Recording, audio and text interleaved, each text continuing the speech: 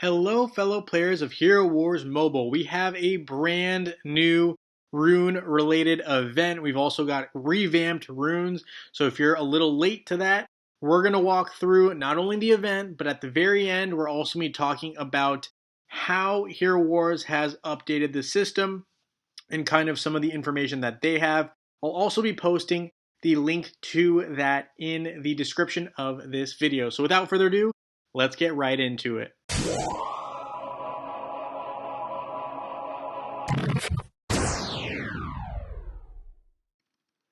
Alright guys, so here we are in game. We've got some new things going on here. We can see in my quests, I've got a bunch of notifications about enchanting glyphs.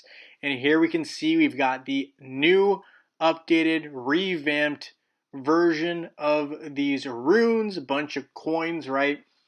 So let's take a look here. Runic Millstone event, day after day, daily login. We've got wanting more, spending a bunch of rune stones, right? So these are the new things that we got going on. Endurance test, spending energy, and trial by combat. You need to battle 15 times in arena. We've also got Alliance of Forces. Now remember, there is a new version of these runic coins. We've got rune spheres, right? And so these are very unique. I'll get into the nitty gritty a little bit later, but let's start with competent investment, spending the new runic spheres. We've got spending energy here with endurance test. Energetic warrior, all about fighting 15 times in the grand arena. All right, so there's that. Let's look at a hero we can actually upgrade a little bit here. Let's start with the base runes, right? So this is pretty cool. We can just upgrade everything here. Really pretty straightforward. Nice thing though is we no longer have to spend gold when we are looking at upgrading these runes, right? So that is a new thing. Now we do obviously get a lot of rune stones back for spending rune stones, which is kind of cool. Nice little feature of this particular event. We also have the other kind of items though, right? We talked about this a little earlier, the rune stones. So let's go ahead and look to try to upgrade a little bit. Now, in our mail, we are given here 1,000 rune spheres, which are pretty sweet. All right, let me demonstrate here what we are looking at.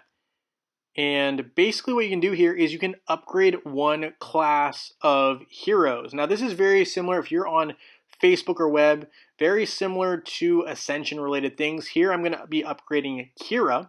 She is a marksman type. Now, obviously, that has different meaning per different hero class. I'll get into that a little bit later, but that is what I wanted to focus on. If you want to just read these individually here, you can just, you can click on them and it'll show you what heroes correlate with what particular class. I will get into that after we are done upgrading Kira here in a second.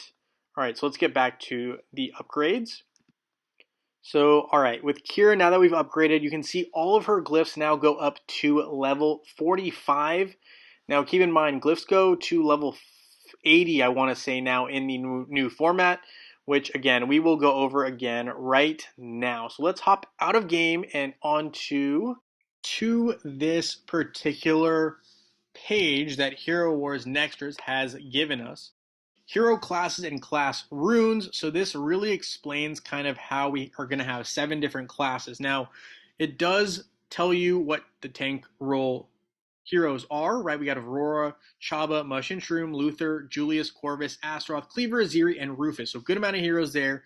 We've got Warrior Branch as well. Elmir, Yasmin, Galahad, Ishmael, Qingmao, Tristan, Kark, Kayla, and Oya. Marksman, we have Isaac, Ju, Darkstar, Artemis, Daredevil, Fox, Ginger, Astrid and Lucas, Kira, Dante, and Cascade. We've got Mages, Kai, Mojo, Cornelius, Orion, Iris, Lilith, Laura, Zisha, Heidi, and Satori for support. We've got Alvanor, Fafnir, Helios, Sebastian, Jet, Nebula, Amira, Celeste, Krista, and Octavia. So kind of intriguing here that they separated out some of the heroes, such as Krista and Lars, right? They're in separate branches, but I think it's interesting. That's all I'm going to say about that. Control branch. We've also got Phobos, Faceless Arachne, Judge, Peppy, Leanne, Jorgen, and Envari. We've got healers, that are Thea, Marcus, Morgan, Dorian, Aiden, Maya, and Martha. So those are the 7 classes. Now, each class can obviously be upgraded. This is once you reach past level 40. Now, there are special upgrades when we are moving past level 40. Now, the class abilities, right, each grouping of heroes, right, had its own class. Now, those classes gain special abilities. The tanks, right, gain the ability to increase armor and magic defense of an ally with the lowest health.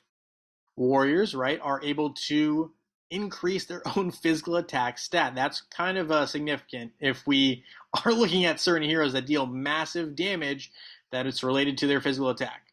Marksmen are able to deal more attack with their next hits, which is pretty interesting. That also is predicated on their target having less health. I mean, we'll see how that one plays out. I do think that, I mean, of the two, Warrior seems a little bit stronger. Warrior seems kind of nice.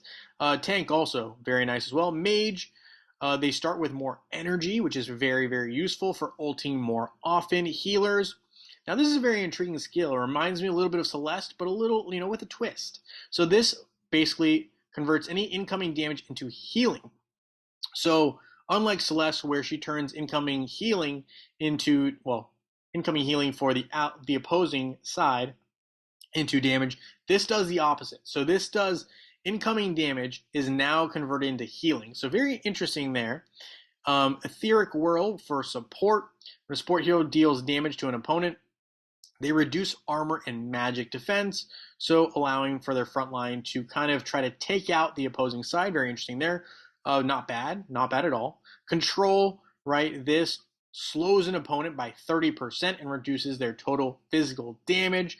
Really kind of trying to tell you to use control attack heroes versus the warrior branch, right? Pretty straightforward stuff on that end. So how to improve your class abilities to get those sweet upgrades? You got to use these rune spheres. And that is obviously after you get all of your heroes to the level 40s of their runes.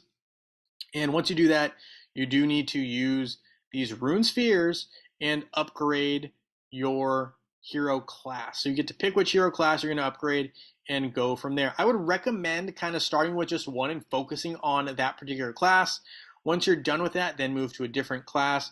Don't really recommend jumping all over and getting all of them slowly leveled up. I think that will slow your current progress. I just don't think it's worth it. But to each their own, right? You have your own resources, you get to do what you want. Now, obviously, we also see here that every time we upgrade, the improve cost goes up. And we can see that it goes all the way up to glyph level 80, which is class rune level 9. So this is class rune level 2, and it's already gone up 900 of these rune spheres. So just something to keep in mind. It will be very pricey. A little bit of that, if you upgrade faster, you're going to be winning a little bit more. That's all I'm going to say on it. I'm not going to get too in-depth on pay to play versus not pay to play. Anyway, with that, hopefully it gives you a quick kind of overview of how we're going to go about things with the new runes.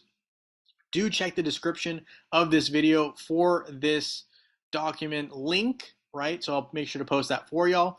But with that being said, make sure to hit that thumbs up button for the likes and do subscribe. It really helps. Thank you so much. And I look forward to seeing you very soon in Dominion.